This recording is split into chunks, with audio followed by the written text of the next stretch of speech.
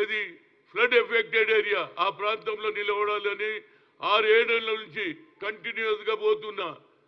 నాకంటే ఇంతకుముందు కూడా ఆనాడు నేను పీసీసీ ఉన్నప్పుడు రంగయ్య నాయుడు, అదేవిధంగా తర్వాత అవుట్ సైడర్ అయినటువంటి నాదెల్ల భాస్కరరావు, అదేవిధంగా రేణుకా చౌదరి.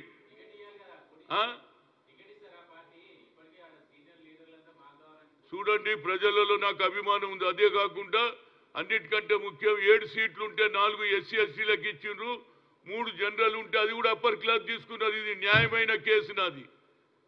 బీసీల గురించి చెప్తారు, బీసీ బిల్లు పెడతారు. రాహుల్ గాంధీ ఏది we come to the power, we conduct caste wise census, జిత్తినా ఇచ్చేదారి ఉత్తి భాగీదారి అంటే నాకంటే తిరిగేటోడు ఎవడున్నాడు రా బాబు? ఇక్కడనే కాదు, యావత్ భారతదేశంలో నాలక్క పనిచేసేటోడిని చూపించమనండి. ఆ కుటుంబానికి లాయల్. నాకు ఒక సెంటిమెంట్ ఉన్నది. రాజీవ్ గాంధీ గారు ఏ విధంగానైతే ట్రైబల్ ఏరియాలు తిరిగాడో ఖమ్మంలో, ఆ ప్రాంతం నుంచి నిలవడాన్ని 7-8 నెలల నుంచి అక్కడనే కృషి చేస్తున్నా. నాకంటే తిరిగేటోడు ఎవడున్నాడు చెప్పండి?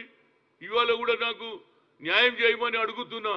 నాకు ఒక్కటే నమ్మికున్నది, రేవంత్ రెడ్డికి అవుట్ రైట్ సపోర్ట్ చేసిన, మొదలు వ్యతిరేకమైన సోనియా గాంధీ సపోర్ట్ చేసిన, ఆయన మీద హైకమాండ్ మీద నమ్మికున్నది.